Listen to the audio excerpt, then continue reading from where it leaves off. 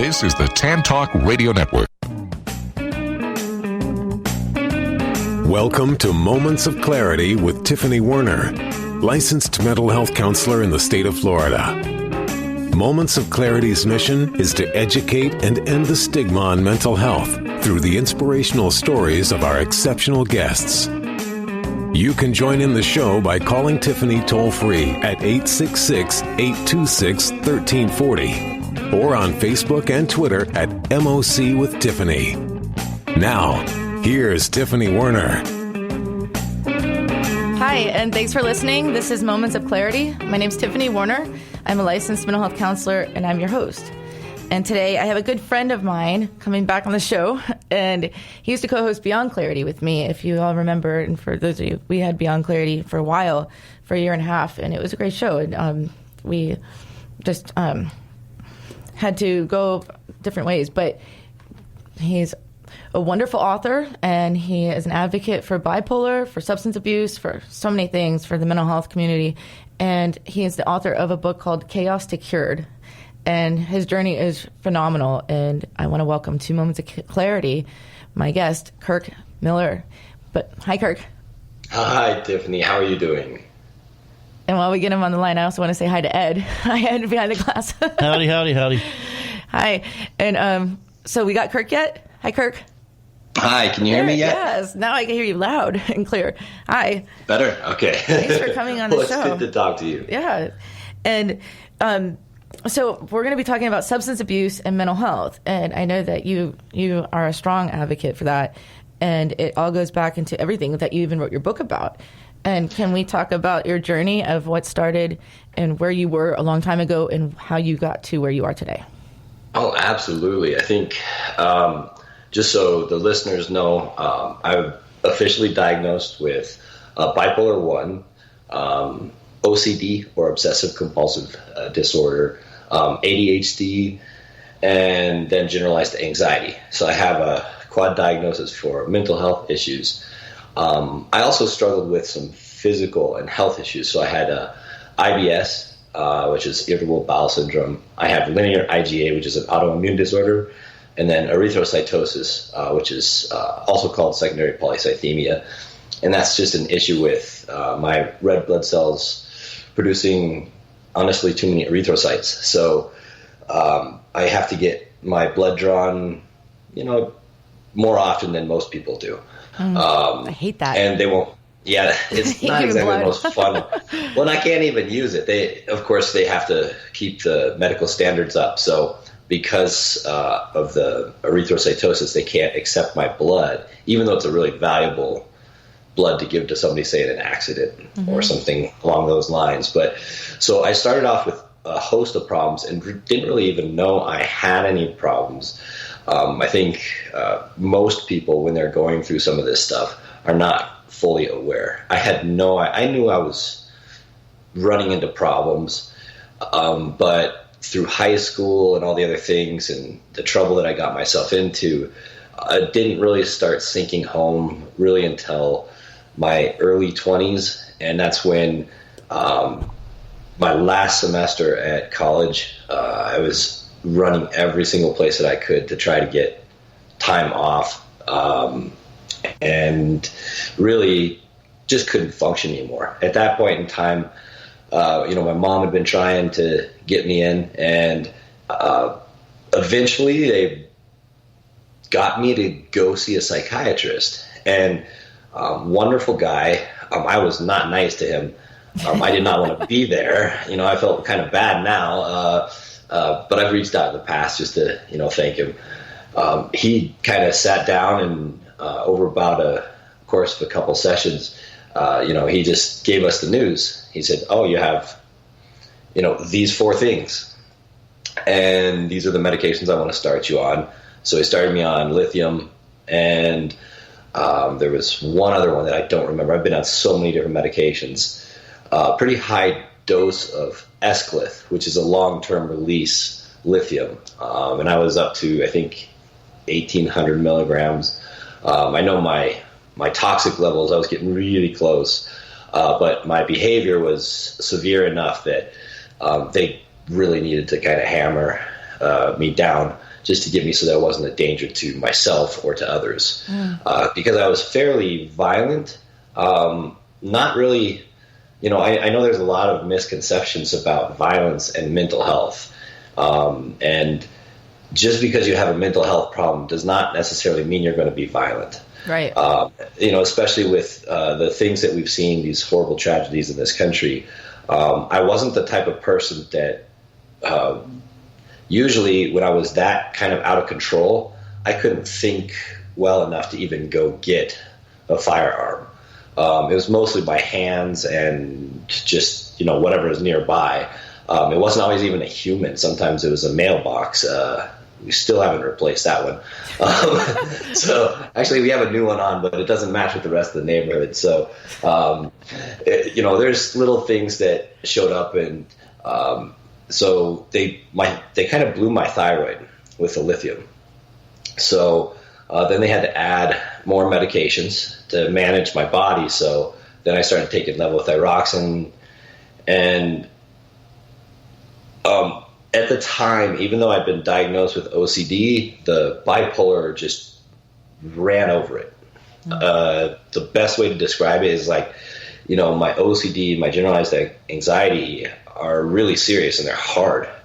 So is my ADHD, but they were kind of like, Pintos versus a semi-truck. The bipolar was just way, way overpowering. And a lot of times I didn't realize that, at least for me, I was drinking alcohol in quantities that just aren't even healthy. I never noticed really an effect from it. I just would drink to the point where I just kind of passed out. And a lot of that, I think now that I've been coming down off of benzodiazepines, that was the other medication that he gave me. I remember that one. Like Xanax or Klonopin? I was on diazepam and clonazepam. So Klonopin and Valium would be the two brand names. But I was upwards of around 90 to 100 milligrams of diazepam per day, which for anybody that knows those numbers, that's pretty out of this world. So most people are prescribed 1 milligram. Exactly. Or as needed. Klonopin. Yeah. So I think 1 milligram of clonazepam is equal to 10 of Valium. So the combination, it was a pretty heavy dose. And again, they were just trying to get me under control. They used antipsychotics as well.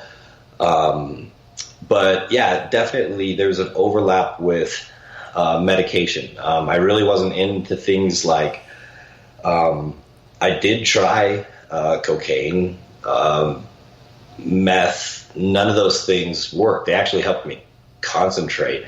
And that's probably because of the ADHD. So I actually I didn't even enjoy them. It wasn't something that, and granted, that is not a tip for anybody to go try it. It's a horrible choice, especially with my blood issues and my heart. And I didn't think about it at the time. I wasn't thinking clearly about anything at the time, to be honest. Yeah. But the alcohol was the one that I typically turned to. And even coming off of the benzodiazepines, I'm down to about 15 milligrams a day. Then I start organizing stores when I walk through them. We went to Nordstrom's on my way. Sorry, that's funny. I know that feeling. It's really funny because I was going through for my mom's birthday. She just wanted to go get a cup of coffee. And so we kind of enter the mall through Nordstrom's. And being on the lower dose and having my bipolar under control and managed, just seeing the shoes, if they're not all aligned the right way, I just have to go through and fix every single thing. And it took me about 20 minutes to get out of the store. And finally my mom just said, come on.